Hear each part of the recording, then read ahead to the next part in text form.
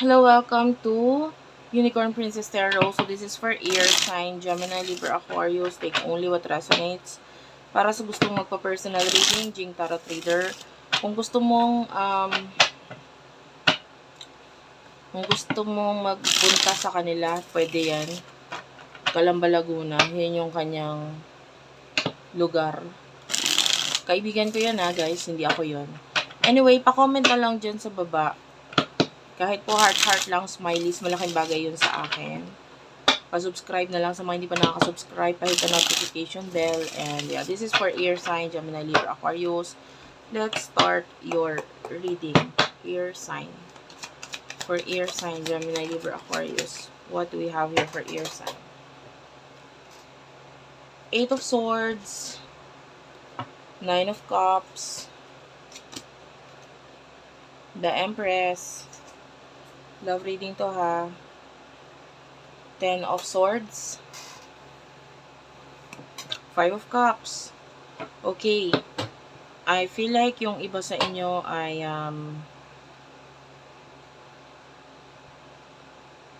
could be stuck sa something.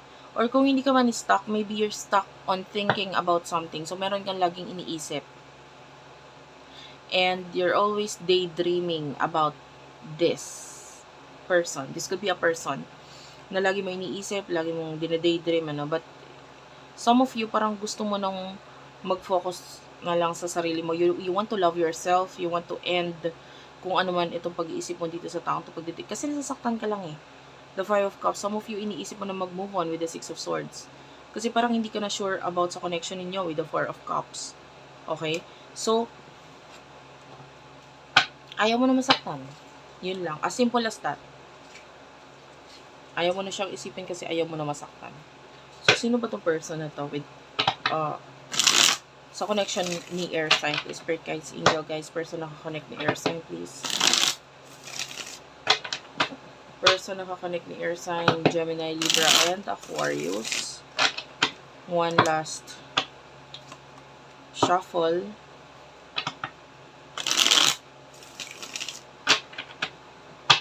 Okay, person nakakonect ni air sign. Thank you, Spirit Guides, Angel Guides. Person nakakonect mo, you do over the Five of Wands. The Emperor.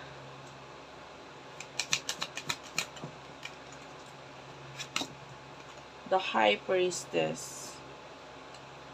One last card.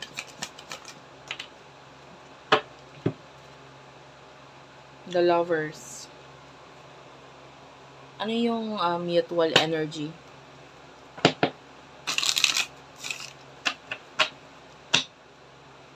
Ano yung situation? Or mutual energy sa inyo ng person na ito? You do have your hand of cards. Okay, some of you may mga options.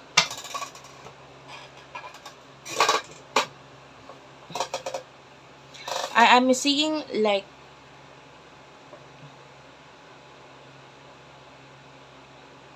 yung Ace of Spade, no? Nakikita ko doon yung Ace of Spade dito sa hand of cards. This is showing to me as the Ace of Swords. So yung Ace of Swords kasi is may kinalaman sa pag-iisip. So both of you are definitely thinking of each other. Pareho ninyong iniisip. Kaya lang may mga challenges with the Five of Wands. Ito person na to with the Emperor. Ayan, especially if you're dealing with a soulmate. Nakikita natin may soulmate energy with the High Priestess, tatlong major arcana nga ito, Pero yung love nandun pa rin dito sa taong ito. Now, with the High Priestess, you could be dealing with your soulmate. You could be dealing with maybe even a twin flame with some of you. With the Lovers,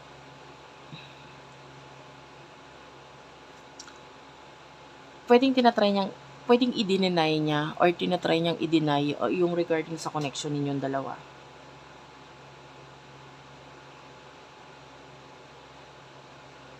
Kasi alam mo yung Queen of Coins dito. Queen of Coins pala ito. Parang kanina ang nabanggit ko yata is Queen of Cups. And yun din kasi yung nakita ko. But anyway, this is the Queen of Coins. So, ayan. So, may big challenge sa connection ninyo. Some of you, kahit nag-iisipan kayo sa isa't isa, mahirap mag-take ng risk ngayon. Delikado. Parang ganon. Hindi pwede. Ano ang emotion ninyo para sa isa't isa? Anong person na ito? Hindi ko alam kung makaka-relate ka ha. Pag di ka nakarelate, hindi para sa'yo reading. By the way, I can see a wolf. Yeah, a wolf.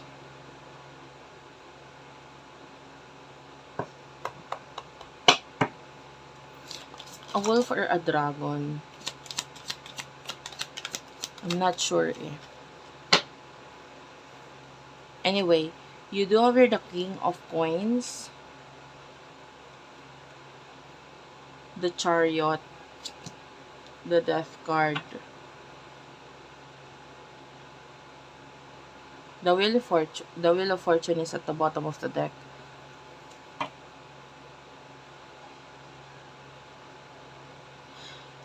Okay. Kunin ko na rin yung energy ng person mo. Kasi natawa lang ako to sa energy to. Wow! Ayan, sabi ko nga sa'yo, nandito na yung Queen of Coins. Lagi nagpapakita si Queen of Coins. Especially yung Queen of Coins at saka yung King of Coins. Yan, talaga pantay sila, no? Ace of Cups is here. Two of Cups. Hindi ko yun in-expect, ha?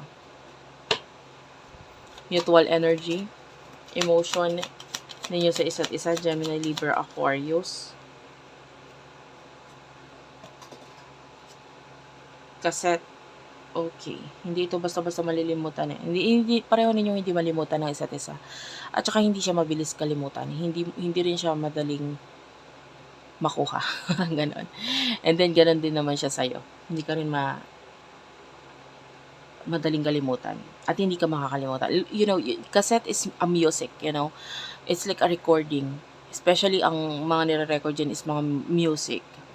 Ngayon, music, once na nandyan na, nakilala na, hindi na yan basta-basta malilimutan, nandyan na yan. Nasa industry na mawala na, mamatay na yung kumanta mismo, yung nag-compose mismo, but the music itself, nandyan lang yan. It's kind of like lifetime kind of energy. So, yung emotions dito, mahirap kalimutan. Even you, no? Kahit ikaw, itry mo mang i-deny. Kasi with the Death card, the Chariot, you're trying to deny, you're trying to let go, you're trying to, you know, run away from the connection. You're trying to focus on material things. Maybe, nagtatry ka mag-focus sa iyong sarili. Yan. Tinataasan mo yung pride mo pagdating dito sa person na ito. But, you know in your heart, na itong person na ito is hindi mabilis kalimutan. Okay. You're still thinking about this person, importante pa rin siya sa'yo.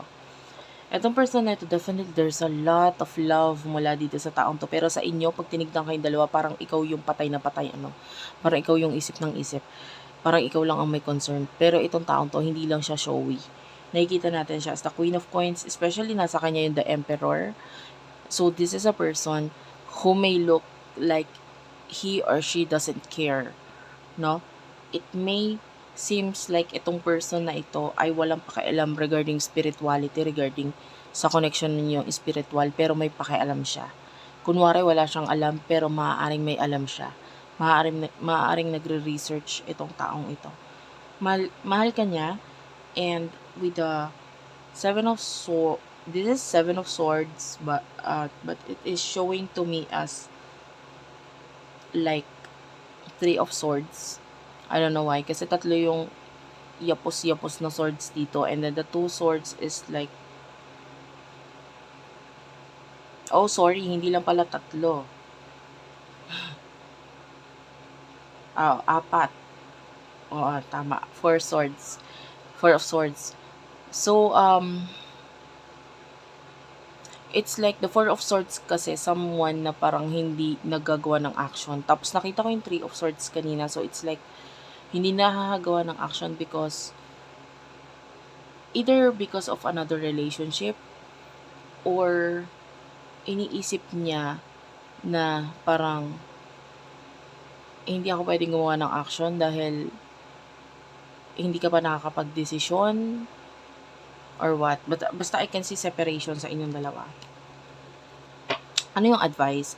Doon tayo sa advice, no? Advice for your ear sign. Gemini, Libra, Aquarius. Advice for ear sign, please. Advice for ear sign, please. Spirit guides, angel guides. Advice for ear sign, please. Advice para sa mga ear sign. Tapos isang shuffle na lang.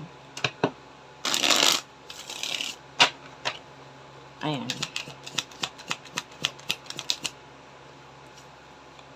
The sun is here. 7 of Pentacles, 6 of Wands, Page of Coins,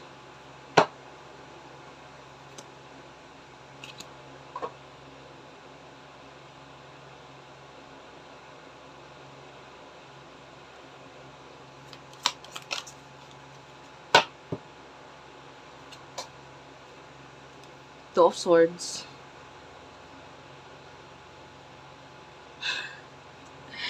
gusto ko malaman bakit ito yung advice. Why? Bakit ito?